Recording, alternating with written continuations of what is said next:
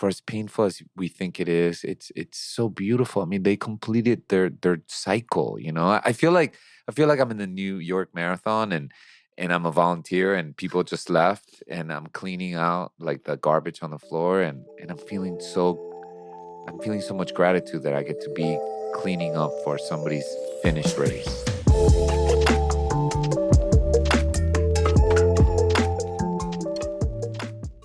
Am I the only second time invited guest? That's what I wanted to clear the air with, because I did, for those listening, I texted him like being super excited. I'm like, oh my God, you're the second guest. And I realized, wow, it's not the most ideal reason to be a second guest on a podcast like this. So I do want to thank you for coming on here. And, you were really willing to come on. I didn't have to ask you to come on, Yeah. which I thought would be too soon anyway. So why did you want to be on here? Well, my mom, she passed away on March 12th. March 13th, sorry. So tomorrow it'll be a month, Right. because today is April 12th. And yeah, she died at home in Miami. She was having a cancer experience that took over 6 years on and off. And the past year, well, let's go back a little. Well, my dad died 3 years ago of leukemia. And it was weird because they both kind of bookended the pandemic. He died in 2019, right before the beginning. Thank God that he didn't have to go through that. And then mom died now at the end. So it's been death, pandemic, death.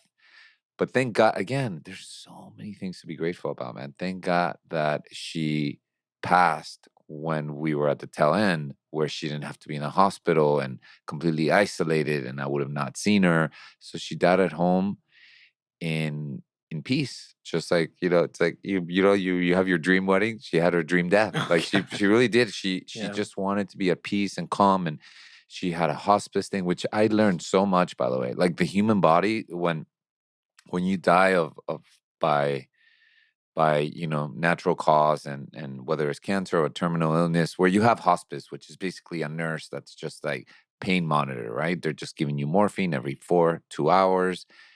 They're basically shutting down your body, and when they shut down the body, they just want to make sure the person is comfortable. And if there's too much phlegm, they clean the phlegm. And at this point, the body, you've lost consciousness. I mean, I was kind of joking, but my mom was very weak at Bernie's for the past 2 weeks. I was like, okay. You have sunglasses on? Yeah. And I love my mom so much, right? She's mine. But so yeah, it was a month ago. It was at 3:40 in the morning. The hospice nurse woke me up at 3:30 in the morning, and she was like, I think it's time.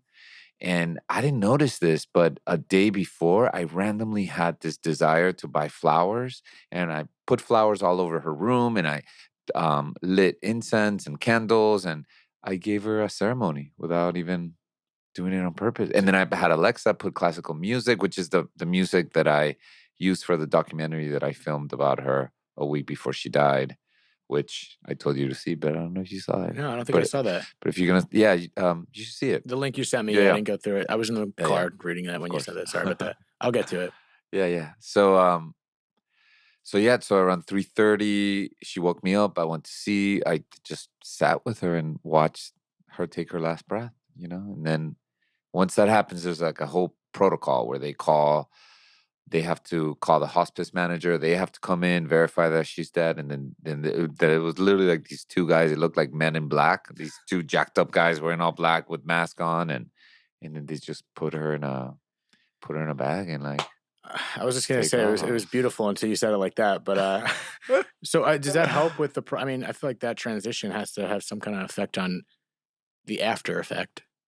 On processing it now, or is it too soon? Yeah, no, it's the whole thing was so like I could feel everything, right? Like it was like magical in a weird way, because even so the last year I've been going to Miami every month. Me and my sister lives in New York and I live here in LA. So we've been kind of just taking turns. I'm here this week, she's here next week, and then mom can't be alone anymore. And man, I gotta tell you, like when you have a parent that leaves through some sort of illness, it's a very delicate thing, because you don't want to do it wrong. and carry that guilt with you after they're gone. So it's my heart goes out to, in a way, I actually feel like I finished the race and I don't have to do this race anymore. And my commitment is to really be there for my friends and for whoever that is about to lose a parent, and just kind of coach them through my do's and don'ts. And I have to tell you, both my sister and I, we just, this is going to sound kind of, we're so proud of ourselves. Like we just really, we were there for her. You know, we made sure she was taken care of, and, and, and, you know, and whether it was financially or whatever. And I get it. You know, people have to do what they can. I'm not by any way, shape or form saying you need to support your parents. You just have to do whatever it is that you can. So what are the don'ts before we get to the do's?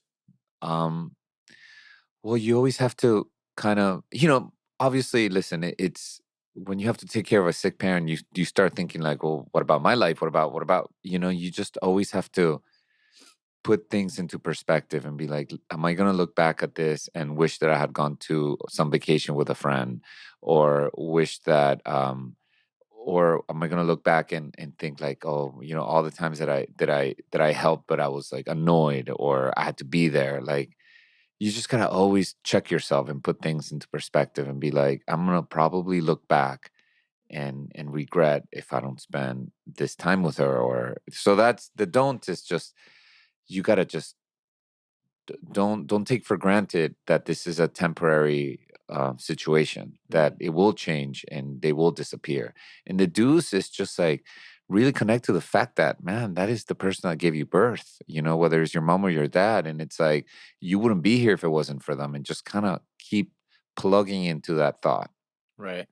Was there? She was during her last remaining days or weeks. She was cognitive. She was with you. She was, you know, this documentary that I filmed about her. I did one about my friend's mom 4 years ago. And she also died 12 days after we shot it. You know, she had a cancer that metastasized. And it's so crazy. 3 days after we shot it, her health went completely south. She couldn't talk anymore. And then it was just like, you know, like pain management up until she died, and she lost consciousness. She actually had a suicide party here in LA because it's legal. So she had people come over. I had a shaman come in. This is not my mom, my friend's mom. Right. Okay. And she had a shaman come in, and people wrote notes, and she read the notes. It was actually amazing. Imagine, it's like being alive at your own funeral. Imagine all the love that Yeah.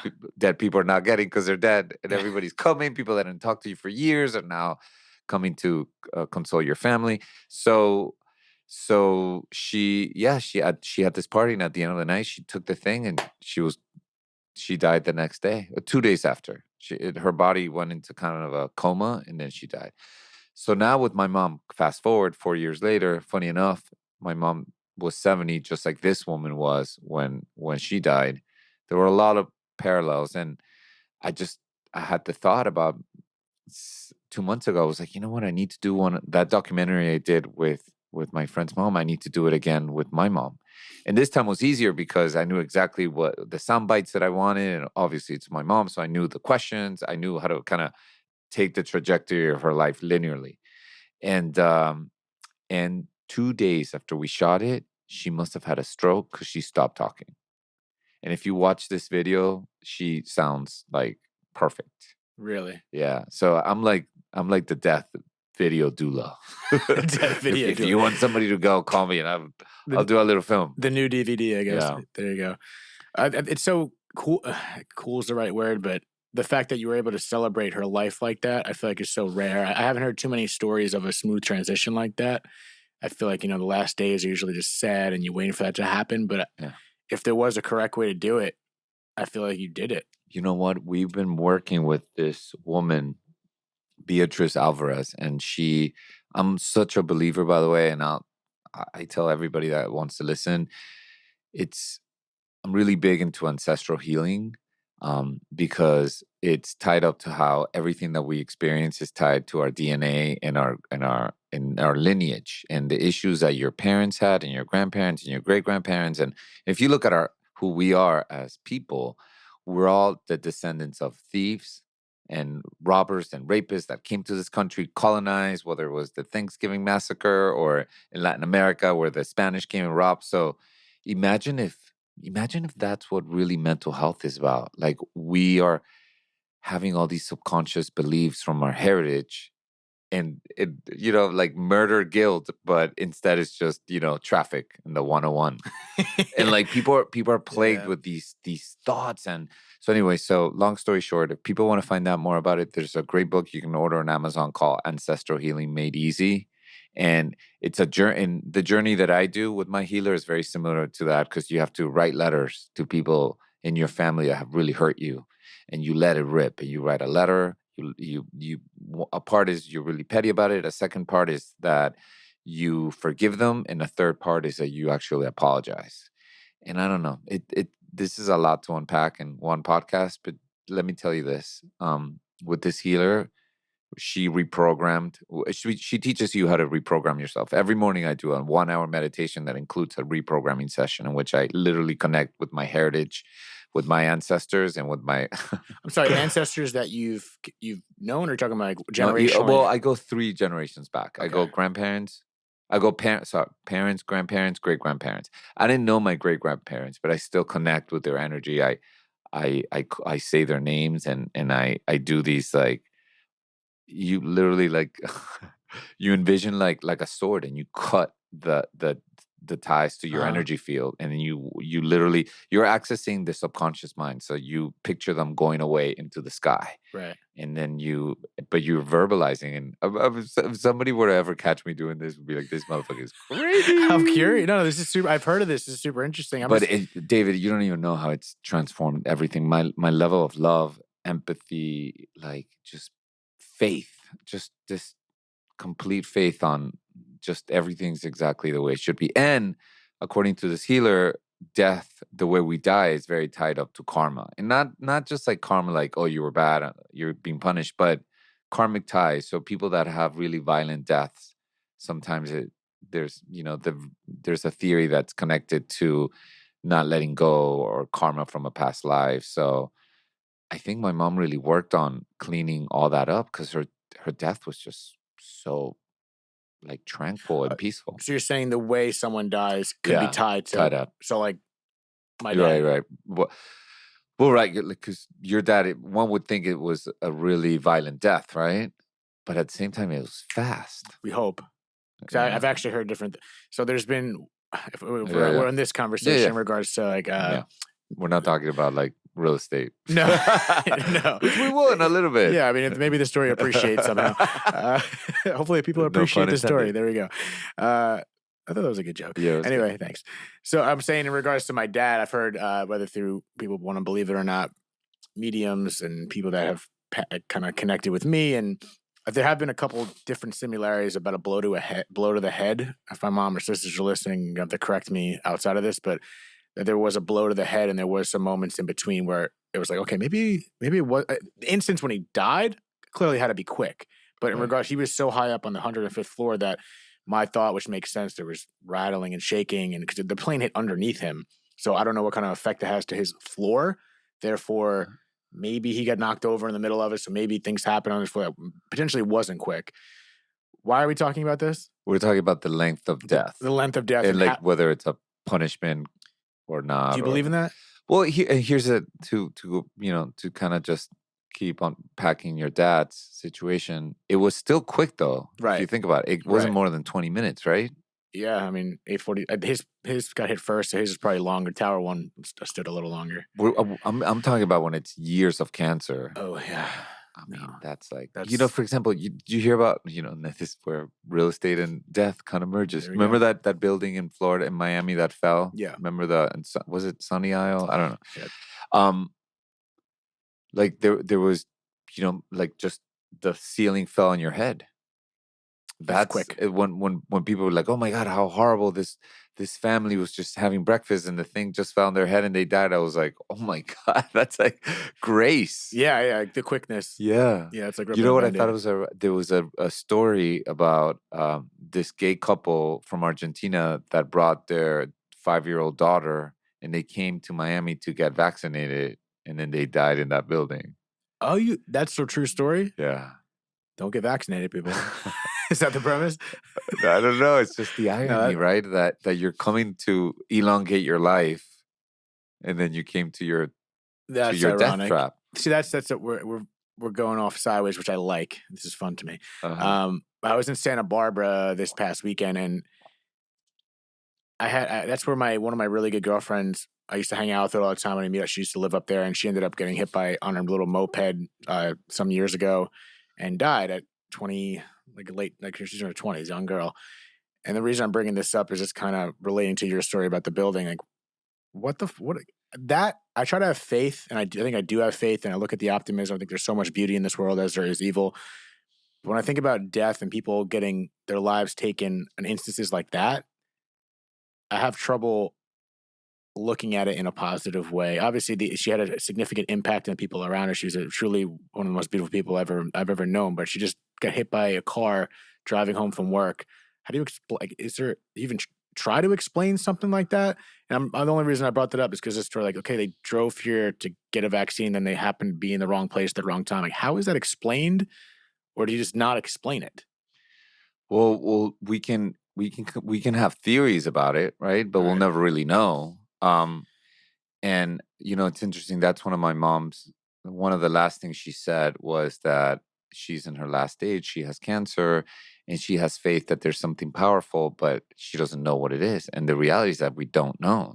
So I like that authenticity about it, because even though I work with this healer about it, right? And we're talking about like past lives, and she's actually really funny, because I'll be like, for anything and everything, I'll be like, oh yeah, last night I had like this pain in the back of my neck, and she's like, that's because in your past life, your wife caught you cheating, having sex with a maid, and she sliced your throat in half. I was like, really? Not because like I was sleeping uncomfortably in my past life, but one morning I just woke up and I was like, the same thing. Yeah. So, but anyway, you take things with a grain of salt, and I believe in this stuff, and then you wonder, right? Is it working because it's real, or is it working because I believe in it, and then it's working? That's kind of what we were talking about in here. We're looking at symbolicism, and was this synchronicity, or was this like I'm just creating this in my head to give it meaning? Yeah. Is ancestral stuff the same thing as past life regression, or those two different things? It's linked, but it's different, because you do have no. You have the ancestral, which is like mom, great grandparents, great grandparents, but then you also have past lives. Oh, our past lives. Our own past lives. That's the difference. Okay. Exactly. Big Yeah. difference. So what you do, you kind of go for the 1-2 punch. Yeah. You want to reprogram past lives, and then also clean out any kind of ancestral patterns that you have. Do you think they ever commingle, where it's like you're in your past life? Holy shit, there's my grandpa. Yeah, I think so. I think that you come in maybe like some sort of like soul clusters, where you're kind of dealing with the same people or same souls all over again. According to this woman, and to the theory, is that, like, for example, let's say you see somebody at Starbucks and they're in front of you in the line, and you'll never talk to them again. They never talk to you. That's somebody that you completely cleaned up your anything with, so you don't have to deal with them ever again. Like intuitive, like accidentally? What do you mean you cleared? No, like in your past life, like you guys had something and it was squared away, so you never have to deal with that person again. What if you anybody that you interact with in your life, you came to sort something out, especially the ones that you love the most, and especially the ones that you hate the most. Every interaction? Every interaction. Huh. Yeah. I don't really understand that. Well, I mean, it's just a theory. So many theories. I guess I love theories. If you resonate to something, then so be it. That's interesting. I need to check out her book. It's called Ancestral Healing. Yeah, Ancestral Healing. It's a popular book, no? Yeah, well, it just came out actually like a few months ago. But it's not the woman that I go to. Her name is Beatriz Alvarez. She doesn't. I'm always recommending her, but she doesn't speak any English. Oh, that's a problem. So to all my Latino friends, I'm always like, oh, do that. But I found this book that kind of teaches you the same thing. And listen, I don't know. Going back to what I was saying before, I don't know if it's real, or it's real to me because I believe in it so much, but I feel so like present in my life, and I feel that whether it is like signs that my mom's like around me, I'm constantly seeing them. Like, her name is Yolanda. Like last week, like I want to get a fire pit. I went on Amazon. I saw this one fire pit, and I clicked on it. It said the Yolanda piece. Like, it's just, But then you think, right? Is that my subconscious that's kind of creating all these different Yolanda moments? Maybe it is. Maybe it's not. Who cares?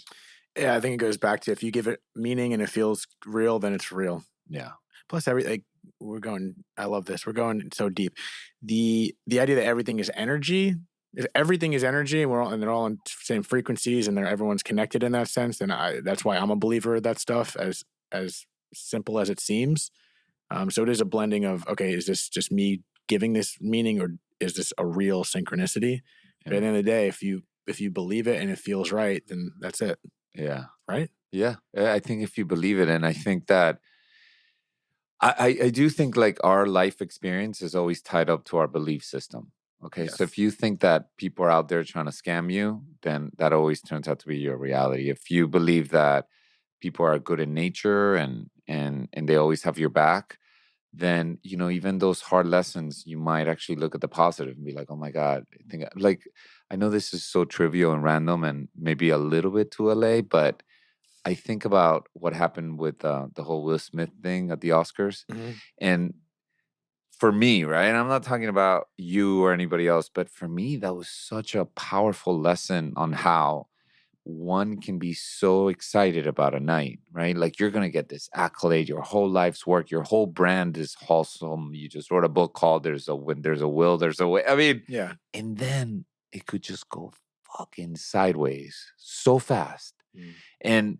And it's not even like he didn't even have a choice, in the sense of it was so reactive that your mind just went into just over like cruise control, and he just did that, and he probably realized it like 15 minutes later. Like once he sat down, he was like, I can't believe I just did that. But we've all had those situations where we go in like, oh man, this is going to be the best night, and then all of a sudden you get arrested or whatever. So to me, the takeaway for me was, man, you can't take this thing too seriously. It's because it could go sideways so fast. We were literally, I was just talking about this with my girlfriend last night. We had like a deep conversation in the car where it was the exact same thing. I referenced Frank Sinatra songs, Riding High in April, Shot Down in May. And that's life. And I guess what we didn't tap on is what you just said. You can't take it too seriously. And I feel like you just got to you really do got to stay centered, because you're going to ebb and flow so much that it's when you do take those losses where it just cuts you off, if you're not, maybe I don't want to say prepared for it, because I don't know if you could be prepared for it, but if you have an understanding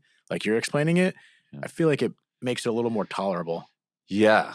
And also, listen, finding out how the subconscious mind works is so powerful, because I do think that it's almost like this is the matrix. Everything we experience is all from core beliefs. And like, imagine you're like a library file system. Everything we experience out here is all belief system. And it's funny, going back on the Will Smith thing, if you look at his Instagram, the last post that he did prior to the apology was a video of him and Jada saying, we're going to cause chaos tonight. We're causing chaos tonight. And it's funny, you want to be literal with your subconscious, because when you feed it these things, it might just literally give you that thing that you asked for. Yeah, it's objective, not subjective. Yeah, exactly. It's literally so objective. So it's like what you say to yourself, I'm not good enough, I'm not lucky enough. Like, I'm not saying don't go in the mirror and look at yourself 50 times. You're like, I'm beautiful, I'm exciting, I'm powerful, I'm rich. Even though Bob Proctor, I've listened, he does say according to him, the power is looking yourself in the eyes, whichever. Oh yeah. No, why, I don't know. That I believe. I just think it just, listen, there's no right or wrong. It's just that you have to jive with your way of rewiring the subconscious. Like I do journaling every night before I go to bed, and every morning I'm all gratitude list. I'm like, so grateful to be with you today doing this podcast. I'm grateful for this beautiful kind of like chilly weather that's so sunny. And I'm like, man, especially us living in Southern California, right? Like, just even being outside, it's just gratitude, right? Like we're not dealing with. And then when we have rainy days or whatever, we're like, thank God, weather, change. So anyway, so it's just we really have to like brainwash ourselves to look at the positive, and that's what we're going to experience. Yeah, and it's interesting what you said about the subconscious mind, because I don't think people realize that, and I've definitely learned that over the years of how your subconscious mind takes things literally. There's no good or evil, right or wrong. It's literal. habitual, and I've heard that like 90-95% of the way we live is due to our subconscious mind. Oh Of yeah. like it's the habitual Oh, yeah. actions we do. And you think about things you do over and over again. It's like driving in the car. You know, when you zone out and you just drove 3 miles, like, I don't even know how the hell I got here. It's your subconscious mind essentially taking over the wheel habitually. Yeah. And that's kind of a good Yeah, analogy to me. knowing how to drive. It's so hard. Remember learning how to drive, how difficult it was? Yeah. Like, when do I stop? When do I go? Imagine your subconscious mind just said, I'm taking over this machine. That's what it is. And we're a machine. Yeah. We're a machine. I truly think we're more like a computer. It makes sense when people say our body operates, our mind operates like a computer. Just like you could program things, you can uninstall them. Yeah. It takes time. It's a little harder with us. That's the thing. It's what's that word? It's compound. I'm telling you, the gym is the best analogy. Like, dude, you don't like do the best berries workout and then you're like, that's it. I got the best body. You Yeah. got to do that thing every day for like a month, right? Right. And then once you get that body, you don't go, okay, great. Now I have the body. I'm done. No, you got to keep going. Yep. The mind is the same. Like whether it is being positive or a meditation practice that allows you to be less reactive, you never graduate, man. You Yep. just gotta, and you know, whether it's therapy or if you take on personal development by yourself through courses, whether it's anything, landmark, Scientology, whatever floats your boat, that works, you got to do it, and you got to do it. It's got to be a practice. Yeah, that's the best way to put it. It is I think people look at, quote unquote, some of the most enlightened people. I think there's a mirage thinking that, oh, they must be happy all the time. Oh my It's not true. God. The way I look at it is I think when you get to a certain, when you start grow, you see the discipline, you start see the feeling the growth emotionally, or however you want to put it. I think there is a time where maybe there's things that still trigger you, or that might swerve you a little bit, but maybe you get a little better and quicker at getting past it. And I think that's the improvement you can see. Something that maybe affected you for a week or 2 weeks and brought you down, maybe it's only a day now. Then after that, I think you just get better at handling it, but you're aware that life's going to throw you shit no matter at what age or point you are in your life. Yeah, yeah. And there, it's, for me, it's like a two-part thing, right? Because I can be aware that I'm triggered. Like I can have, like the other day, this friend of mine, she I was talking to her on the phone and kept going from her Bluetooth to her thing, Wait, hold on. And I'm like, okay. And I was getting so triggered, but you know, by just the freaking earbud. And I said, man, you're triggering the shit out of me right now with your earbud thing. And I'm thinking, like, I'm telling you about my whole mom's death, and I feel like just completely like you're shitting on it. And it's so powerful that this situation is I'm making myself feel like that. And you have nothing to do with it. It's not your fault, your earbuds, but I'm telling you how. So anyway, so I'm really aware that it's not her, that I know what's bothering me, but it's still bothering me. So that's where, like, you're on the path, but it's still there's more practice to be done. And you know, and sometimes you're not gonna get triggered, and go you know, and then sometimes you're gonna fucking lose your shit, and you gotta also be compassionate. Yeah, I get frustrated with myself when I get frustrated at other people's actions. It's like, that's not, I mean, granted, some people are assholes and some people do things that are just like, but at the same time, even when they are, it's like, we do have the choice to be like, all right, well, I mean, it's all external. And there's so many things where it's just external that really has nothing to do with us. It's everything is inside of us. No matter what the hell happens, or how bad life gets, it is wild to me that we truly have the power to block it out. Even though no matter how horrifying something can happen, it doesn't seem like, how can you, I think it sounds crazy to say how, I'm not going to let that affect me, but we do have the power, but it's like a constant, like you said, constant workout of your brain to get to that point. Yeah. It's not easy. Yeah, no, and I'm telling you, it's subconscious mind. It's a subconscious because, like, I even think, like, you know, if you go to a therapist or a psychologist, it's like, yeah, they can, you know, definitely it helps, man. And, you know, communicating about what's going on. But what about the stuff that makes no sense? Like why you're so triggered by things that's where I think that the work has to be a little deeper. Yeah, the things that make no sense, do make sense if you do go deeper and you start realizing I feel this, then it's like this art of deduction, and then you finally get to the source. Like, oh, that's why. I was just watching. You see Molly's Game? Yeah. I was just watching that, the last scene with her and Kevin Costner, and he like gives her the free psychiatry lesson at the end, and he breaks down why she was doing things, and he was like, oh, it's because I think he said something of the sort, you're looking to control powerful men. She's like, what the hell are you talking about? It's like, that doesn't make any sense. Then he broke it down. It's really based on how her father deal with her. So it's that constant, oh my God, it really was from them. I'm doing this my whole life. And she never realized that it was due to the way her father raised her. And that was just something subconscious that she never realized. And it went even further that he said that she saw him cheating on her mother, but she doesn't remember it because she was so young. But she saw it, but didn't recognize at the time because she was like 5 years old. But subconsciously, that was planted in her, and that controlled the rest of her life and her actions and what she was doing. Right. Just in that one incident at 5 years old. And I feel like at that, especially at that point of our life, so much of our subconscious mind is formed to habitually decide how we're living our life today. Yeah. But like you said, it can be kind of reprogrammed and unlearned. And to add to what you're saying, that's almost like recognizing that, oh my God, like, using the gym analogy, right? Like, oh my God, is when I start doing berries that my body gets really lean. But that doesn't mean that you're going to go back to berries. So Right. a lot of times when we identified what triggered the behavior, like you got slapped when you were 3 and therefore by a school teacher, and therefore you don't trust women. Yeah. And let's say we go deep and you figure it out. Remember, so what?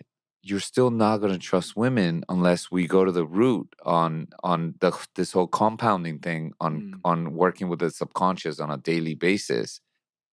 You're going to keep that pattern alive. Right. And that's the thing. It's like to identify the problem or go back to that moment where it happened. In my experience, everything is in my experience. I don't think it's good enough. I think that it's a practice that we need to keep going. For the rest of our life. For the rest of our lives. And that's right. It's challenging. Yeah. You right over there? Yeah, I'm good. For a moment, I was like, oh my God, I lost my hearing. I think you're right. Yeah. But so all encompassing all this work that we just discussed in the ancestral stuff. Yeah. For the 2 listeners that are left. Yeah. Thank you. Yeah. We came here to talk about your mom and everything. So right now they're going, they're so deep. Yeah. Why these guys are like so smart. I wonder what they do. Yeah. They don't do Real much. estate. Heck, we're balling so hard. We could take 2 hours in the middle of the day. Yeah, to exactly. Talk about life. I want to get a second vanilla latte after this too. In regards to all this, 7-Eleven. Is that from 7-Eleven? Yeah. Oh, I thought it was Starbucks. No. Oh, okay. 7-Eleven coffee. I didn't 7-Eleven see the Starbucks around here. 7-Eleven coffee is not bad, actually. Yeah. McDonald's coffee is actually not bad either. Anyway, all this work that you've done, how did that affect you? Because it's only a month ago you lost your mother. Uh-huh. How did that affect a month ago tomorrow? Sorry, yes, we clarified that. How did that affect your process now? Or even, this is a 2-part question, the loss of your dad. Let's start with that. The loss of your dad 3 years ago, right? Yeah. What was the difference there in regards to how you're able to process your mother's death? Well, let me tell you, I was telling my sister yesterday, I don't think I ever went more than 3 days without talking to my mom. We never even got into a fight. I think once we didn't talk for 2-3 days, but we were super tight. And I think that, and my dad and I didn't have that relationship. Maybe we can go a week and a half without talking. I stopped living with my parents since I was 12 because I moved to the United States and they were in Venezuela. But definitely my dad almost like got me ready for my mom's death. So I love my dad for even doing that on a soul level, for him to choose powerfully to exit 3 years before my mom's. Had it been my mom first, I would be like in a straitjacket, With my dad, I had the privilege of being his stem cell donor. So I felt like, I felt really proud of myself again that I gave it a really good shot, But it was it was the first parent. So it was hard. It was like this pain, and there was a lot of, and there was regret because we weren't super tight.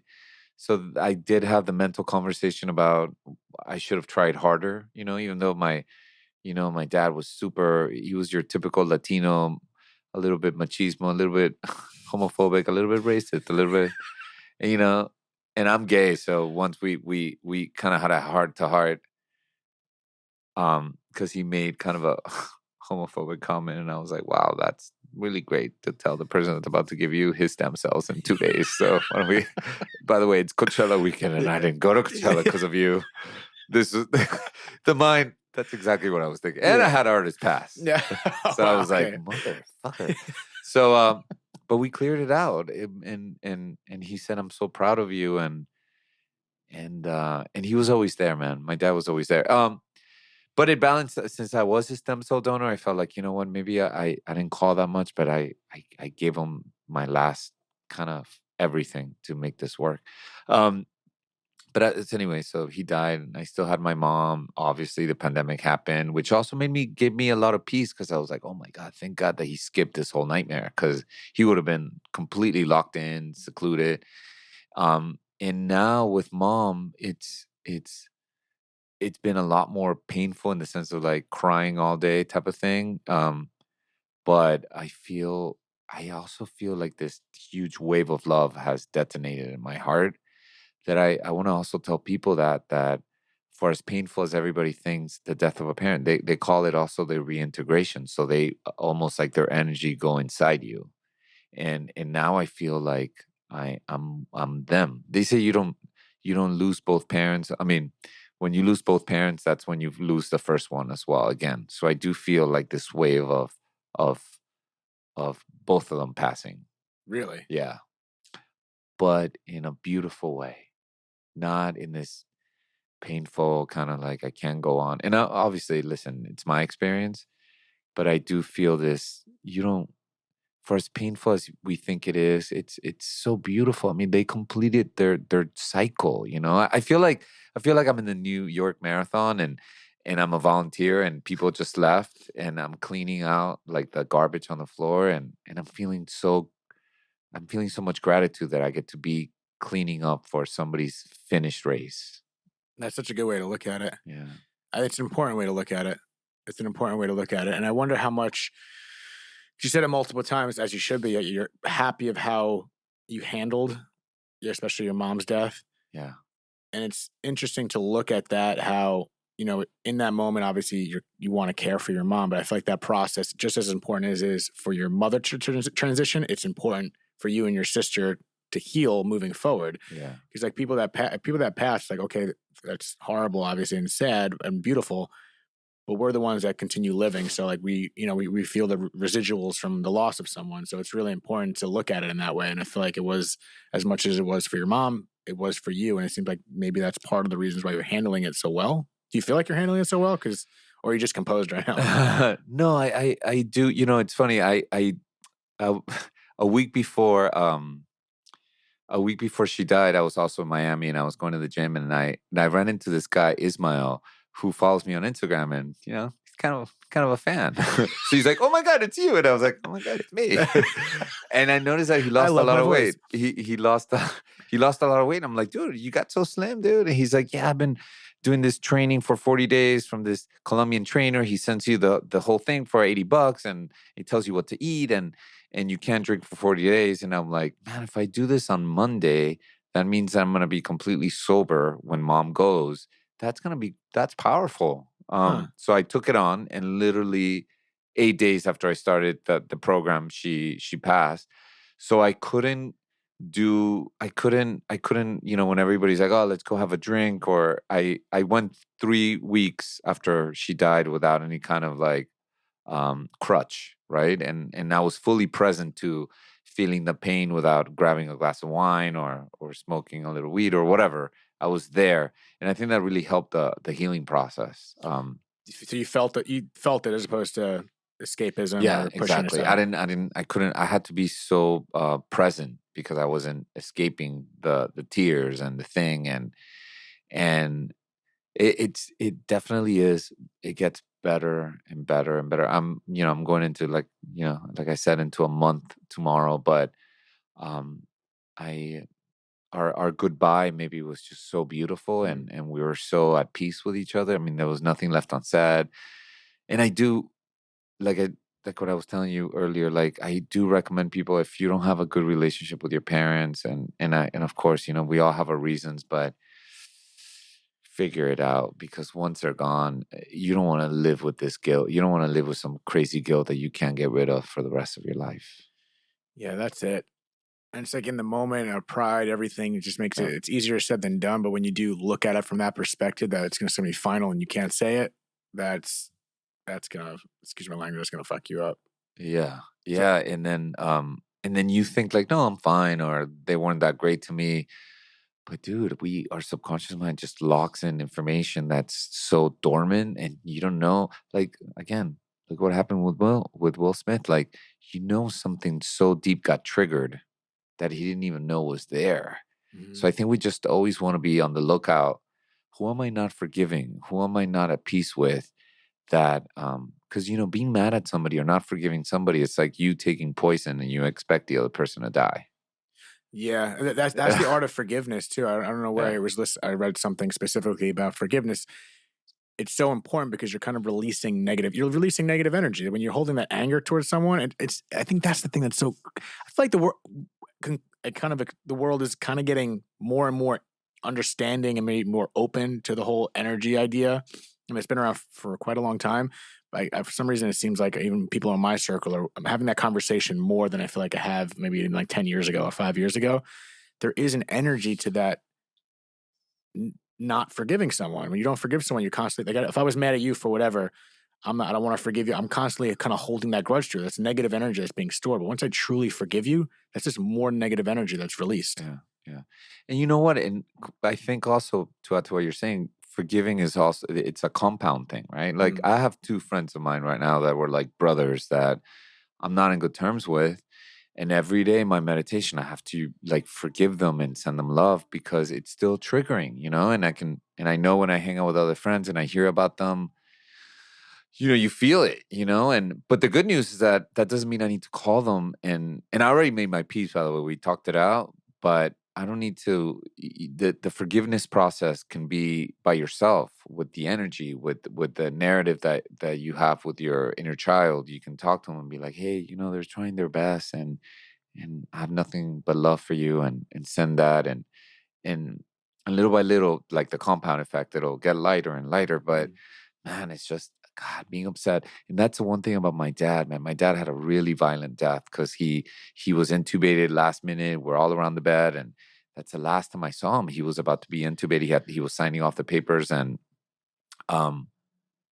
and I remember watching him going, man, it doesn't matter. Like everybody's like, oh, I don't want to die alone. Like we all die alone. Like he was surrounded by his kids and his wife, and he was still the one that was getting intubated. So that kind of debunked that whole theory of you could have a million people, you could be Chris Jenner, she's still gonna die alone. Mhm. So but my dad, when he went out with a lot of rage about Venezuela, about what the president did, about like business deals that went south, and it's like, but I at the same time though, he did the best he could, so that I It's wild that I feel like your parents had two completely different. completely different. Completely, one was smooth, Yeah. one wasn't. And My then dad Bob, was all good time, loving guy, have fun, beach, drinking, like he was great. I love him. And my mom was all spiritual, not really wanting to go out. So I'm kind of in the middle. yeah, kind of in the middle, but you've gracefully handled your mother's death, and it seems if you, especially since you've had all your closure, that's why you're like the perfect example of what you're saying in regards to having that closure. If you're on bad terms, just like figure it out, hash it out, because I feel like you're still gonna have your days. Obviously, Yeah. that's inevitable. That's just life and grief. But I feel like you almost took like a fast track of at least getting over a big hump of having that closure, nothing left Yeah. unsaid. You know? Yeah, because I'm sure you talked to a lot of people that didn't have that luxury, right? To Yeah. to have the closure, like their parents either disappeared or heart attack or Yeah, it's not like you said something quick. You don't yeah, have that. yeah, But it also goes back to yes, it was a blessing to have that notice. Perhaps there was that question: would you rather go quick or have notice that someone's going to die? You do have time to kind of hopefully hash that out. But even within that is kind of I think you could hold guilt that okay, it took me until my so and so's deathbed to really hash this out. So there's a lesson to be had that just do it now. Take action now to settle yeah, your debts with people, however you want to call it, because you don't know when that day is. Like you just said, you just don't know when it's going to happen, and it's cliche, but that's what it is. yeah, We don't know when it's going to happen, so I think there's a level of guilt no matter what. Like for instance, if I knew my dad was going to pass, and I was blessed to have a good relationship with him, I'm just trying to put myself in that shoes. If I knew he was going to die this week, and I wanted to settle things right before he passed, part of me personally, my own, you know, made up experience, I'd be like, damn, it took me to his deathbed to kind of settle this with him and forgive and release this or that. But you'd feel so much better if you just handle it now before that day even comes or before that, awareness happens, right? Just Yeah. because that's how we should live our life. And it's easier said than done because we hold on to our own grudges for whatever reason. But letting that shit go, man, it really helps the quality of life. Yeah. And I think the power of letting go also, or the guilt that we carry is also, it could be tied up to subconscious beliefs, because you can find yourself like creating guilt out of nothing, over and over again in different situations in your life. So that's also a program that that subconsciously we need to let go of, the guilt program. Most of us are wired with it. Isn't everything, essentially everything is programmed? Yeah, everything is programmed. It's that we don't even know. Like why I'm mad at my girlfriend, why she's mad at me. It might not even been because I left the toilet seat up. It might just be something from the first week of our relationship. Your shit that's a crazy thing, that your shit's not even yours. It's some like grandparents, great-grandparents shit that we're just reliving through the matrix experience of our lives in front of us. So, I mean, take that blue pill. I feel like it just did. Yeah. I feel like my eyes just went cross-eyed for a hot second there. Yeah. But in my experience, and again, I have a pretty strict meditation, and I'll send you my meditation. I start with my meditation. Please do, 100%. And then I do, the other exercises, but it's been, it's just night and day. And listen, in not just in the awareness of like, oh, I'm feeling this way, this is a familiar feeling, but there's so much more like peace, and there's so much more.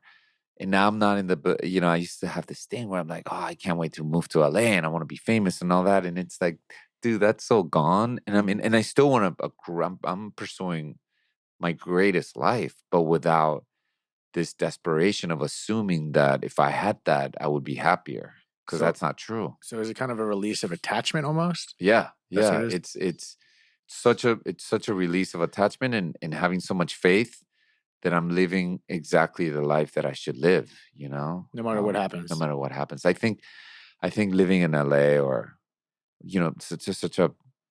this place is just like, it's like an average, except for the ones that are from here. I mean, everyone left their hometowns for bigger, better, right? So we're here in this advertising ad of like, if you do all these things, you're going to be happier. And if you look this way, you're going to be happier and you're going to be richer.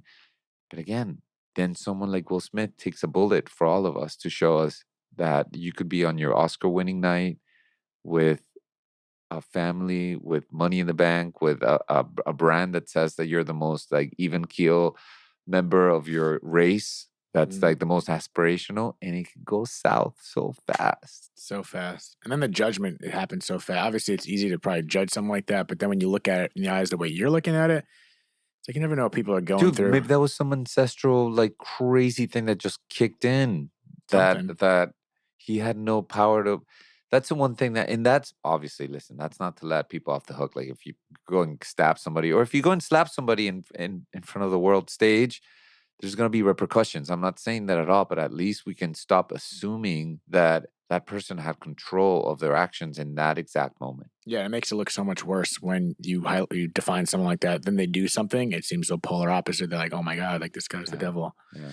I don't know. But what's even more powerful, it's like, in his case, like he was out there, he was going to win the Oscar that night, which in our, world, that's the biggest accolade. But he's going to actually get something even more powerful than that as time unfolds and shows what's going to come from it's going to be even bigger, where he's going to look back and be like, oh my God, that needed to happen. Yeah. I mean, at the end of the day, we know he's clearly a fuck up, but such is life. What the hell are you gonna do? Yeah. So how you feeling? I'm feeling good. I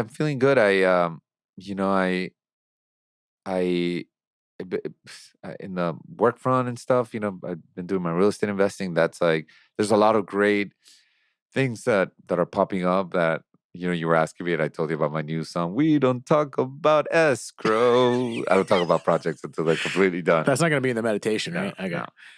No. But I'm like, and not taking things so seriously. If something's looking good, then enjoy the time that it looks. And if it goes south, then something else will come, and just kind of going with the flow. I'm in this great relationship. It's been 2 years. He's awesome. Love it. And he's been really kind of compassionate throughout this whole thing. My mom really loved him, and day by day, we're gonna go to the desert for the weekend just for one day. And yeah, he can't come to Miami for my mom doing my mom's service on the 20th. The ashes. Who knew that? Funeral homes are all backed up with like cremation because of COVID. What does COVID have to do with cremation? Is this the most That efficient just like way? just they've just people a lot. I guess a lot of older people did die, and they've been Mm. they've doubled their their cremation Yeah, the orders. business is booming. So it took like a few weeks to finish doing that, Got and it. so we're gonna go and take care of that. Love that. Yeah, As long as you're fit, you seem good. You yeah. I seem mean, good. did you want some tears? No, I had a feel. I knew it's. I mean, even in talking the first note, you're just a positive, fun person. So I think it's when I say positive and fun, you're also means you're able to see the beauty in tragedy. Yeah. And there's a lot of lessons to be learned there. Right. I mean, listen, when you live when you live in a feather nest, right? Like I always think about it too. It's like, yeah, if I sit you down for hours to watch Netflix and feed you bonbons, yeah, it's nice and cozy, but it's gonna destroy your health, destroy your physique, destroy everything. But if I put you in some sort of gym Barry's boot camp situation, you're gonna hate it, but it's gonna give you that physical aesthetic and that health that we all want. So being in a feather nest, meaning like life just giving you deals and everything is lovey dovey, it doesn't build the muscle that you need to handle, losing a mother, losing a father. That's a boot camp, Yeah. right? I mean, you had that boot camp. Obviously, everybody that's been on your show has had that experience. So it's like, how do we de how do we transform and very gently, obviously, but how do we I'm not saying it right, but how do we break the thoughts that we have about the belief that we have on death and really see it as the most normal thing in the world? And at the end of the day, I think the answer, I hate saying the answer, but a big tool is just perspective. Yeah. And it's amazing how much, like a light switch, you literally just change your perspective and it makes sense. And you can literally flip the script. And sometimes it happens like it's literally, sometimes it's an epiphany moment, but it's like, well, how did I not looked at it that way? And then sometimes it's hard to look at it a certain way because that seems way too optimistic. But at the end of the day, it's just perspective really can shift the mindset in a really big way. Yeah. Perspective. I mean, I was talking to one of my closest friends. His birthday was Saturday, and he was telling me how his big celebrity client left him the day before, and she called him up and he's like, "Can you believe what shitty timing she always had? And I did this and this." And I'm like, "That's the best thing to get before your birthday. Like now you're entering your new year without that energy of this Right. person that was just like always so needy and he's like, "Oh, I didn't think about it that way, but it is that way. It's like um, rejection is protection. We hear it over again. Those things that you miss out on, it's like you don't know what they could have been on the other side. That fiveplex that I was gonna get in Long Beach that I told you about that appraised lower, man, maybe that was gonna be a crazy headache Yeah. and a permanent nightmare, Yeah, and I've taken a few bad beats lately, and I know I catch myself like starting down like that tunnel vision of negativity and like moping over it. But at a point, it's like okay, sometimes sometimes I'm not even focused on the positive. It's also I'm just like okay, that happened. It's okay. Next, as opposed to being like okay, maybe I was like so maybe that's a good reason because this or that. Because I know it was like a listing I should have gotten. I was like this house is going to sell like hotcakes. What is the positive? Because I knew it was going to sell. It would have been a good deal. But because this happened, I was like okay. I just move on. And part of me is concerned that I'm not like, I think I'm just letting it go because that's how I feel. But then I'm sometimes like, wait, am I just burying that or am I letting it go? Does that make sense? yeah, I feel like there's a fine line there because sometimes it shows up later, but I truly feel like I'm just letting it go. And I don't know if it's my perspective, but I feel like that's just life. You're going to get these bumps and bruises, but just take the optimistic choice. Or maybe it was a good thing because it's going to open this door. Even if you don't know for sure it's going to happen. I think that's where faith comes in. yeah. I mean, you also have to, yeah. I think realizing that tomorrow's not guaranteed, and I mean, what do you want most of your moments to be like? Do you want most of your moments to be like harping, just brewing over things that didn't work out, or do you want most of your moments to be like, yeah, something else will come. That's fine. But it's weird because we do get paybacks Did you get paybacks from those negative feelings? Like there is like a weird, odd reward to negative feelings. Like, oh, I have resentment for this person, so he deserves it, so I feel good because blah blah blah blah. So it's odd that I think that's why sometimes we stay there because there are these weird like little payoffs, not paybacks, payoffs towards feeling negative, and sometimes that's the easier route than Oh being yeah. positive. Well, we're addicted to our emotional states. Yes. So whatever, if you're somebody that easily gets triggered, or you find yourself being triggered, or it's like, oh, I knew it. Oh, I knew it. Like, I knew this was going to happen. I knew this was going to happen. Like, you can start seeing how your addiction sets up the stage. So you're constantly being proven right. Mm, So what you want is like, you want to not be right about the things that upset you. right. So is that just how do you do that? You have to, it's, I think it's a combination of like injecting this, this perspective practice, and constantly being like, for as much as I think like things are not working out, I have a roof over my head. Right. I'm healthy. I have a great partner. I have a career. Whatever it is, man, it could always be worse. Gratefulness. Grateful gratitude. I mean, a gratitude practice. Every morning I wake up, I write 5 things in a gratitude journal. Now, before I go to bed, I write 10 things before I go to bed. Like the mind starts to get infected with gratitude, and before you know it, you start just things start coming your way. That's been a huge, that's made a huge difference in my life. A gratitude practice. Yeah, I mean, it just makes sense basically. Because when I'm doing that in the morning too, which I've started doing the last couple of months, sometimes I try not to do it. I catch myself being mechanical about it, but I need to slow down when I write it out. Actually think about it, put myself there. Because at the end of the day, when you're truly grateful for something, you put yourself in a positive state and mood and feeling. So Yeah. how the hell is that a bad thing? And it's gonna No. kind of reciprocate, I think, in the rest of your life. Yeah. No, and it's a muscle because you start becoming more grateful, and then you start noticing that more and more good things are happening. And when bad things happen, you don't see them as bad. You're like, oh my God, I dodged the bullet, Yeah, you know? yeah. Oh, that's life, baby. I don't know. I don't know. I don't know. I just want to flow. That's really all I want to do is I just want to flow. Uh, I was telling somebody about your show yesterday because you said that, every 9/11 people call you and they send you um, good wishes and love, and your intention was to honor people's days, right? As well, because people won't remember when my dad or my mom passed, right? Yeah, and it's like it was like not like someone died on September 11th, 2002. It was not. Right. It's like not that I'm not talking about overshadowing. I just mean like, and it's another day, and people don't. Always get those texts every. I'm very grateful, and it's always the same people, and I'm more thankful than ever. But at the same time, my dad happened to just die in a public light. Everyone knows 9/11. So that was like part of the reason of doing this show, part of many reasons. But it's like let's shed the light on other people's story that maybe don't get the headlines. Not that my dad was like the number one poster child that died on September 11th, but I get that attention. Not everyone gets that same text on the same date that your dad died. Yeah. You know what I mean? So what do you want to do as far as like, I mean, you've created a platform for people to heal, Right. essentially, Hopefully. and talk about things, and for your listeners to also feel identified with the loss of things, which, we're experiencing loss every day, right? We're experiencing loss of our youth, our health, our parents, and essentially we give back the car and we're like, ooh, sorry about that, Dad. Didn't see that one coming.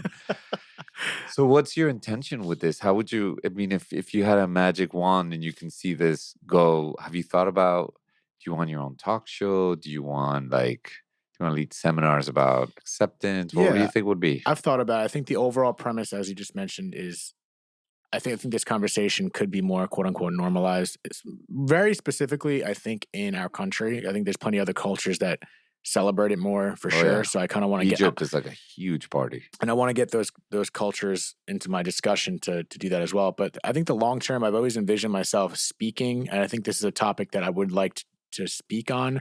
But I think it's going to take time to hone that conversation because it's not just from my own experience. It's also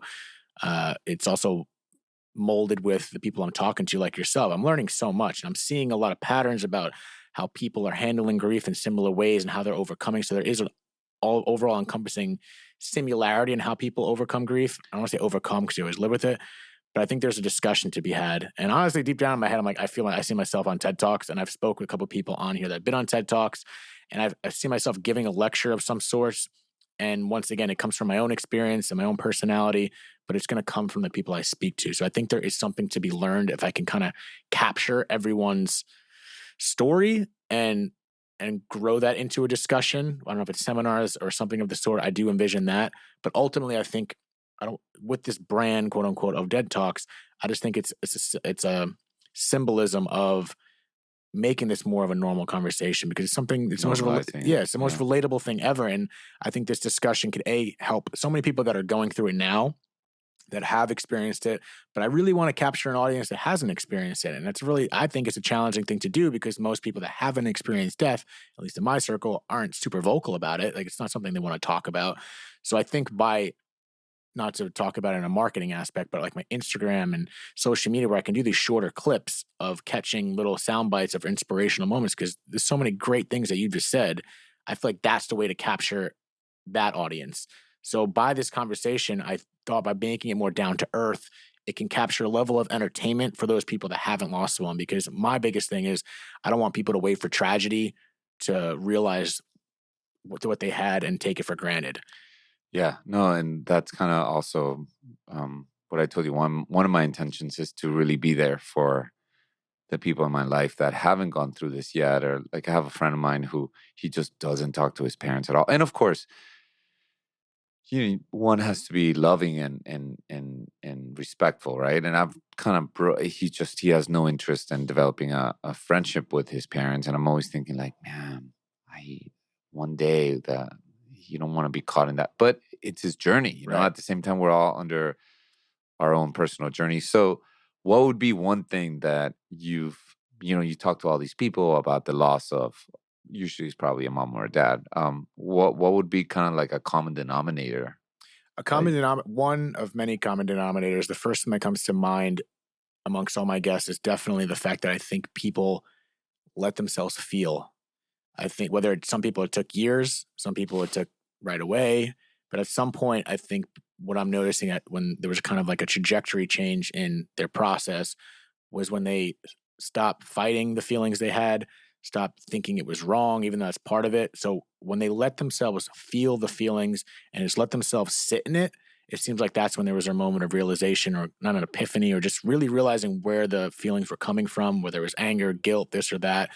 So that was definitely one pattern that I've noticed from almost all my guests where they had a moment of clarity, if you want to say, of allowing themselves to feel whatever it was with no judgment, just like sitting in their emotions as opposed to pushing it away or thinking it was wrong, just letting themselves feel whatever they feel. And at that point, it seemed like there was kind of a diffusion of energy and kind of let them kind of relax a little bit. And from there seemed to have been an increase in healing, if you will. Yeah. So that was definitely one of them. But Maybe people that weren't used to being vulnerable right. allowed themselves to. It's kind of like me, I guess. I'm still working on things, but I wasn't one to speak about. I wasn't very vocal. My mom always tried to get it out.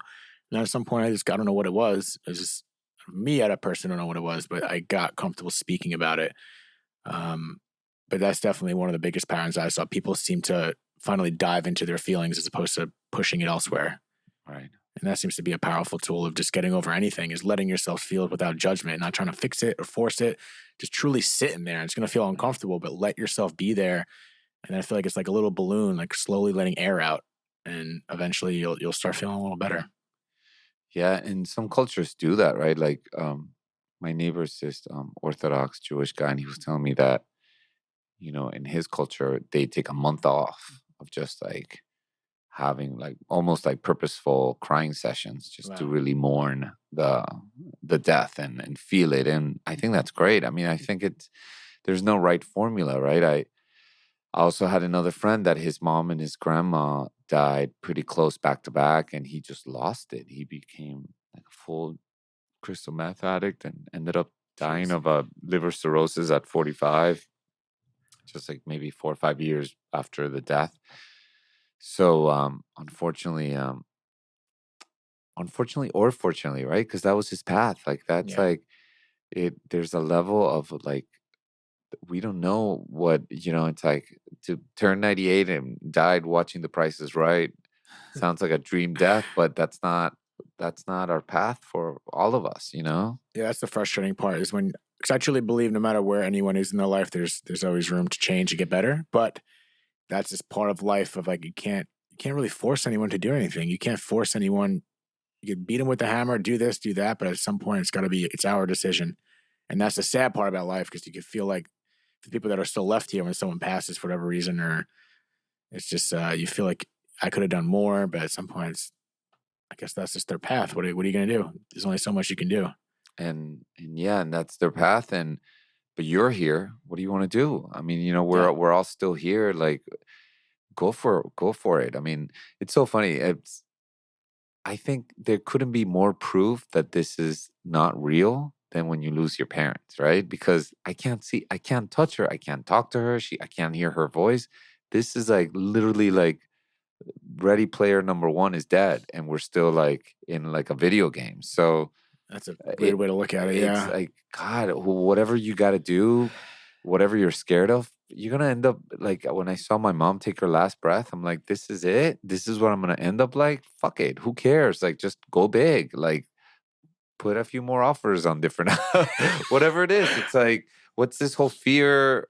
And of course, like back to the subconscious thing. I mean, I'm always gonna be able to just maybe go within the parameters of my beliefs, but why not stretch myself into those watching that, right? Watching your parent take their last breath is so life changing in a good way, because it makes you just like so much more braver, and now you know that that's it's gonna end up that way anyway. So just go for things. It's going to end up like that. That's why I do find those pockets, and sometimes I come back to it where it's like, why we're creating all this nonsense that is just fear induced by ourselves, and it's like, let's just let go and just fucking try not, like you said, not take it too serious. I think that's a fun thing to do, and people look at it maybe desensitized or blah blah blah, but it's like, let's just have a little bit of fun and not take it too seriously, because we're all gonna fucking, where are we going? We Yeah. don't even know where we're going at. That's the thing. We don't even know where we're going Yeah. after this. I have some ideas, but we still don't know for sure. That was my mom's message in the video that you didn't watch. I'm that I gonna sent to you. watch it right after. Can I share it? Is it like you putting it out there? Or Yeah, no? yeah, yeah. Okay. It's on my Instagram, at Jorge Perez Jr. But yeah, so her message was like, don't take this thing too seriously. It's like something happens. It's like, oh God, it's like an earthquake. No, just take action. You didn't get that job. Keep going. Yeah. It's so simple, but the stakes are not that high once you know that it's gonna end. You've heard the story of the, maybe I'll wrap it up with this. Hopefully I don't butcher this story, so you might want to Google it. But you ever heard of the Chinese farmer? Oh yeah, yeah. But go ahead. Did I- Your listeners need to hear this. I don't know if they do, because I'm probably gonna butcher it. But I believe it was a boy and a man. I don't know if they were Chinese or not, but it's irrelevant. they're on the farm, and all of a sudden this horse comes, and they start, you get a free horse essentially, or something of this sort. I'm gonna butcher this. I just realized with the way I started it. And then all the people in this neighborhood are like, oh my God, look how lucky your son is. Like, he got essentially a free horse out of nowhere. And the father just goes, we'll see. And then apparently, I guess the king and his crew come rolling up saying, oh no, I'm jumped it again. He's riding the horse, and all of a sudden he's riding around, falls off the horse, breaks his leg. And he goes, oh my God, look how unfortunate you are. You just got this horse. Your son fell off, broke his leg. And the father goes, we'll see. And that's when the king and his crew start coming up, start drafting everyone, because there's a war coming, and everyone starts, all their sons getting picked apart, but they don't pick his son because he has a broken leg or arm or whatever it is. They go, oh my God, this horse came, he fell off, he broke his leg, and the king came to draft your son, and they couldn't go. How fortunate you are that this horse comes. We'll see. And the whole point of the story is like ups, downs, like we'll just, who knows? Like, we're just going to see, and let's just see what happens, but just stay kind of like level right there. And just let things come as they go, whether it's good or bad. I don't know. And trust, right? And Trust just that trust. even when things are looking bleak, and that something bigger is going to show up. If we pull the camera like panoramic, it's all going to make sense why this is happening. I think so. Yeah, like when in doubt, zoom out, kind of thing. But When in doubt, zoom out. yeah, I don't know. I don't know what happened to that boy. Maybe he ended up going to war and he got killed. So I don't know. We'll see. And now he's resting. Yeah, doesn't have to deal with getting old and going upstairs. Yeah, exactly. And his son's the one living and mourning. Yeah. Dude, thank you so much for being on here. Dude, you're welcome. Hopefully this will be my last time coming to your show. Let's limit it to a second time. Yeah. But dude, thank you. It's always a pleasure. I haven't seen you in a while, so I'm very grateful that you're. Yeah, thank you for doing this too. I this is part of my healing journey for sure. So I thank you so much. Yeah, I hope you got out I don't know if there's anything left that we didn't cover that you want to sneak in there, but no, I'm wearing this was my grandfather's watch that no he shit. gave to my dad. So this is like my family heirloom. That's a beauty. Yeah. What kind of watch is it? It's a Rolex, but in the back it says that it was given to my grandfather worked for the Coca-Cola company for 50 years. Jeez. So on the back it says that this was the gift they gave him after 25 years. That's amazing. Isn't that It's a hell of a cool? guess. It's a beautiful watch. Yeah, so I feel like I wanted to wear them today. I love that. It looks like it's in great shape too. Yeah. Do you drink a lot of Coca-Cola? No, but I didn't have the true story. I didn't have Pepsi until I was like in my early 20s because we were not allowed. Oh, that's a good It was thing. like, But Coke's better than Pepsi. But either way, soda is really that's all branding. soda is that's a good thing. Are you like a soda fiend now? No, Okay. no, I never. I mean, when I was younger, but now, Okay. coffee, water, All right, tequila. Well, there we go. We'll leave it on that note with Coke and Pepsi. But everyone, thank you for tuning in, and thank you again, my man. Thank you. Cheers. Thank you so much for tuning in to another episode of Dead Talks. Please do not forget to hit the subscribe button and also the notification bell. That'll give you updates as to when we post a new video, more episodes, and more content in general. We are streaming on all the major podcast platforms, including Apple, Spotify, iHeartRadio, Pandora, and all that. And also find us on Instagram at Dead Talks Podcast or www.deadtalks.net. Thank you so much.